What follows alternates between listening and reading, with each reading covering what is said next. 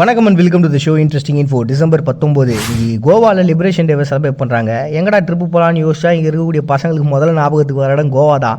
அப்படி ஒரு சிறந்த சுற்றுலாத்தலமாக இருக்கக்கூடிய இந்த பகுதிக்கு எப்படி விடுதலை காட்சிது அப்படின்னு பார்த்தோம்னா, வாஸ்கோட காமா இந்த பகுதியை கண்டுபிடிக்கிறாரு. அப்படி இந்த பகுதிக்கு வந்ததுக்கப்புறம் ஐரோப்பியர்கள் தங்களுடைய காலடி தகத்தை போகிறாங்க. என்னதான் நம்ம பிரிட்டிஷ்காரங்க தான் நம்மளை ஆண்டாங்க அப்படின்னு நம்ம சொன்னாலும், முறையாக இந்த பகுதியில் தன்னுடைய காலனியை நிறுவனது, தன்னுடைய ராஜ்யத்தை நிறுவனதுன்னு பார்த்தீங்கன்னா போர்ச்சுகீசியர்கள் தான். 1498 அஃபோன்சோ டி அல்புகர்க் அப்படின்ற ஒரு பர்சன் தான் தன்னுடைய காலனி இங்கே நிறுவுறாரு. இங்கே இருக்கக்கூடிய அந்த கனிம வளங்களும் அட் த சேம் டைம் பார்த்தீங்கன்னா இங்கே ஒரு போக்குவரத்துக்கான அந்த வணிகத்துக்கான சிறந்த பிளேஸாகவும் இருக்கிறதுனால இது ஒரு ராணுவ தளவாடமாகவும் யூஸ் பண்ணிக்கலாம்னு சொல்லிட்டு அவங்க நினைக்கிறாங்க. ஸோ ஆசிய பகுதிகளிலேயே முறையாக இந்த பகுதியை அவங்க கண்டுபிடிச்சது அப்படின்னால இதுக்குன்னு ஒரு தனி பெருமையும் அவங்ககிட்ட இருந்துச்சு. அதனால் அதை விட்டு கொடுத்துடக்கூடாது அப்படின்ற ஒரு கான்செப்ட் அவங்களுக்குள்ளே இருந்துச்சு. அதனால தான் இங்கே இருக்கக்கூடிய பழங்குடி பெண்களோட ஆண்களை சேர வச்சு அதன் மூலமாக இவங்களுடைய வாழ்வாதாரத்தையும் இவங்களுடைய வாழ்க்கை முறையும் இந்த பகுதியில் நிறுவலாம் அப்படின்னு சொல்லிட்டு அவங்க பயங்கரமாக ட்ரை பண்ணுறாங்க.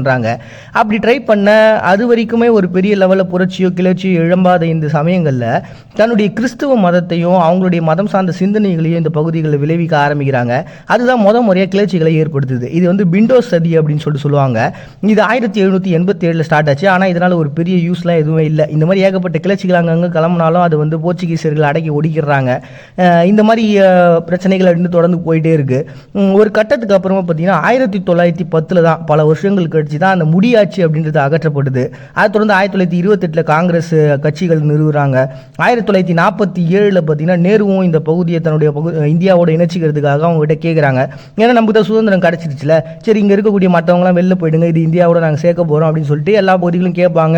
அவங்களும் அமைதியான முறையில் அந்த பகுதிகளை விட்டு கொடுத்துருவாங்க. இப்போ நம்ம பாண்டிச்சேரி இந்த மாதிரியான பிளேஸ்லாம். ஆனால் இந்த ஒரு கோவாவை மட்டும் அவங்க கொடுக்குற மாதிரியே இல்லை. கடைசி வரைக்கும் இந்த பகுதியை அவங்களோட பகுதியாகவே இருக்கணும் அப்படின்னு சொல்லிட்டு போர்ச்சுகீசியர்கள் ட்ரை பண்ணிகிட்டே இருக்கிறாங்க.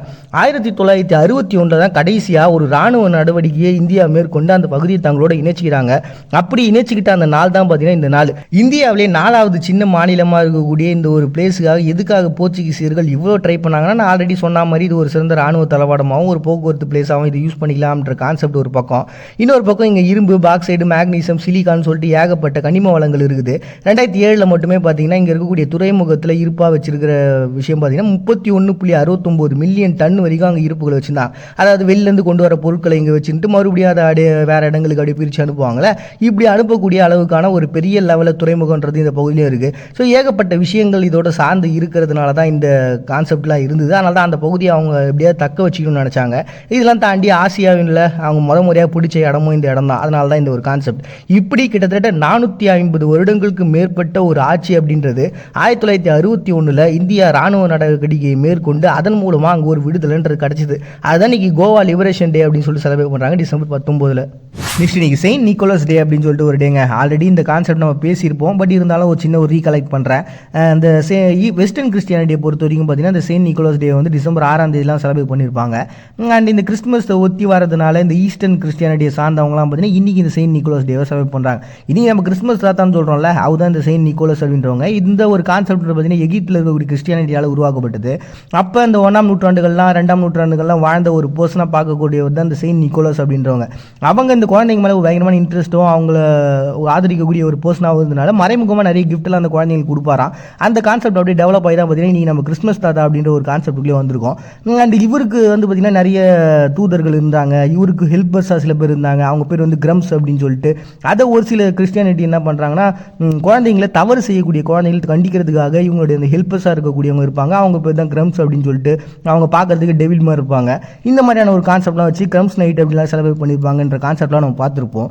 இப்படி செயின்ட் நிக்கோலஸ் அப்படின்ற ஒரு பர்சன் இன்னைக்கு நம்ம கிறிஸ்மஸ் தாத்தான்னு பார்க்கக்கூடிய இவங்களுடைய செலிப்ரேஷன் அப்படின்றதான் பார்த்தீங்கன்னா இன்னைக்கு ஈஸ்டர்ன் கிறிஸ்டியானிட்டியில் செலிப்ரேட் பண்ணுறாங்க. இன்னைக்கு நேஷனல் ஹீரோஸ் அண்ட் ஹீரோயின்ஸ் டே அப்படின்னு சொல்லிட்டு ஆங்குவிலாவில் ஒரு டேங்க. இந்த ஆங்குவிலாவை பொறுத்த வரைக்கும் பார்த்தீங்கன்னா பிரிட்டிஷினுடைய கண்ட்ரோலில் இருக்கக்கூடிய ஒரு சின்ன கரீபியன் தீவு தான். இவங்க பார்த்திங்கன்னா அந்த செயின்ட் கிட்ஸ் அப்படின்ற ஒரு பிளேஸ் முதல்ல இருந்துச்சு. அந்த பிளேஸ்லேருந்து பிரிஞ்சு 1967 தனியான ஒரு பிளேஸாக இந்த ஆங்குவேலாம் மாறிச்சு.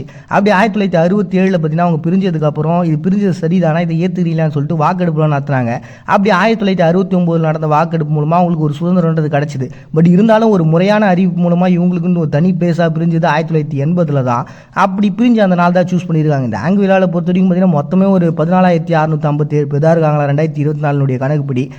இப்போ 2006 2007 கூட பார்த்தீங்கன்னா இந்தியா, சீனா, மெக்சிகோ சார்ந்த மக்களும் அங்கே போயிருக்கிறாங்க. ஒரு சின்ன தீவு தான் இருந்தாலுமே கூட அது அவங்களுடைய பிளேஸ் அப்படின்ற ஒரு ஆதிக்கத்தை காட்டணும்னு நினச்ச அந்த சமயத்தில் தனக்குன்னு ஒரு சுதந்திரத்தை உருவாக்கிக்கிட்ட அந்த ஒரு நாளை இன்னைக்கு நேஷனல் ஹீரோஸ் அண்ட் ஹீரோயின்ஸ் டே அப்படின்னு சொல்லிட்டு இதுக்காக உயிர் கொடுத்த, அதுக்காக பாடுபட்ட அந்த பெரியவங்களாம் கொண்டாடுறதுக்காக உருவாக்கப்பட்ட ஒரு தினமாக இன்றைக்கி செலிப்ரேட் பண்ணுறாங்க ஆங்குவிலாவில் டிசம்பர் 19.